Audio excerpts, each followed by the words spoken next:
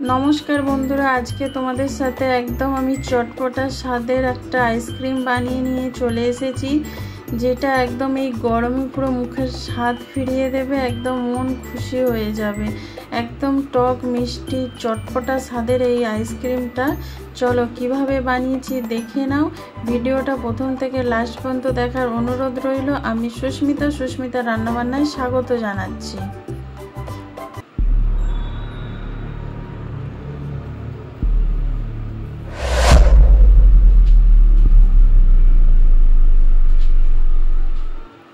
এখানে কড়া বসিয়েছি তাতে জল দিয়েছি জলের মধ্যে আমি 4টে আম দিয়ে দেবো যেহেতু আমগুলো ছোট ছোট সাইজে সেজন্য আমি 4টে দিয়েছি দিয়ে এটাকে চাপা দিয়ে ভালো করে সেদ্ধ করে নেব। দেখো এখানে আমগুলো দেখতেই পাচ্ছ কালার চেঞ্জ হয়ে গেছে সেদ্ধ হয়ে গেছে। দেখো এখানে মানে আমটার চামড়াটা না একটু মোটা সেই জন্য এখানটা বোঝা যাচ্ছে না এগুলো মানে স্লিপ খেয়ে যাচ্ছে কিন্তু আমটা পুরো ভালোভাবে সেদ্ধ হয়ে গেছে। এটা নামিয়ে ঠান্ডা করে নেব। এখানে ঠান্ডা হয়ে গেছে একদম এবার আমি ছাড়িয়ে নিচ্ছি। দেখো চামড়াটা না একটু মোটা সেই জন্য একটু অসুবিধা হচ্ছে।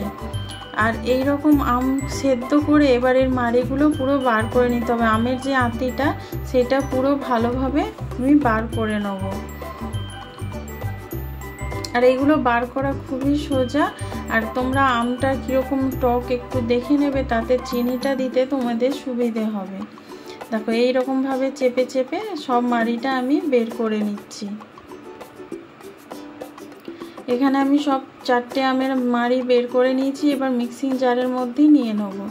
এখানে মিক্সিং জারের মধ্যে আমের মাড়িটা নিয়ে নিয়েছি এবার এর মধ্যে আমি চিনি দিয়ে দিচ্ছি। এখানে আমি নিচ্ছি মানে মিডিয়াম বাটির 1 বাটি চিনি। তোমরা কিন্তু টকটা তোমাদের দেখে মিষ্টিটা সেরকম দেবে। আমি একটু টক মিষ্টি ভাব করতে চাইছি সেজন্য চিনির পরিমাণটা এখানে একটু কম রেখেছি। আমি ছোট বাটির 1 বাটি চিনি দিয়েছি। এবার এর মধ্যে দিয়ে দেবো স্বাদ মতো একটু বিট নুন। বিট নুনটা দিলে কি হবে এই আইসক্রিমটার মধ্যে না একটা আলাদা স্বাদ একটা ফিল করবে তোমরা যখন খাবে। এখানে আমি হাফ চামচ দিয়ে দিলাম বিট লবণ। এবার এখানে পুদিনা পাতা কিছু আমি নিয়েছি সেগুলো এখানে দিয়ে দেবো আইসক্রিম মানে এটার মধ্যে পেস্ট করে নেব। দেখো এখানে পেস্ট করে নিয়েছি দেখতেই পাচ্ছ কালারটা কত সুন্দর এসেছে। আমার কাছে পুদিনা পাতাটা কম ছিল সেই জন্য এটা হালকা সবুজ কালার এসেছে। তোমরা যদি বেশি করে দাও এটা পুরো ডিপ সবুজ কালার এসে যাবে।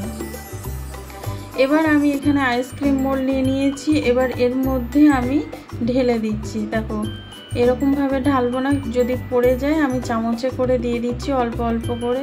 আর এটার এত সুন্দর স্বাদ হয় মানে তোমাদের কি বলবো মানে গরম থেকে এলে যখন চট করে কাউকে যদি খাওয়াও বা এই গরমের মধ্যে এরকম বার করে টক মিষ্টি একটা চটপটা স্বাদের আইসক্রিম খেলে না পুরো মনও খুশি হয়ে যাবে একদম মুখের স্বাদটাই পাল্টে যাবে। এরকমভাবে বানিয়ে অবশ্যই তোমরা দেখো কেমন লাগলো কমেন্ট করে জানিও। আমার এখানে 5টা আইসক্রিম তৈরি হয়েছে।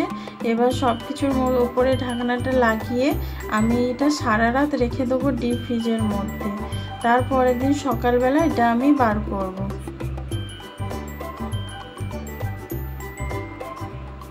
এই গরমে আমের সিজনে কিন্তু এই রকম আইসক্রিম তোমরা বানিয়েই নিতে পারো। দেখো তারপরের দিন কিন্তু আমি বের করে রেখেছিলাম একটুখানি এবার হালকা করে একটু নাড়িয়ে নিলেই দেখো কত সুন্দর বেরিয়ে গেছে দেখতেই পাচ্ছ।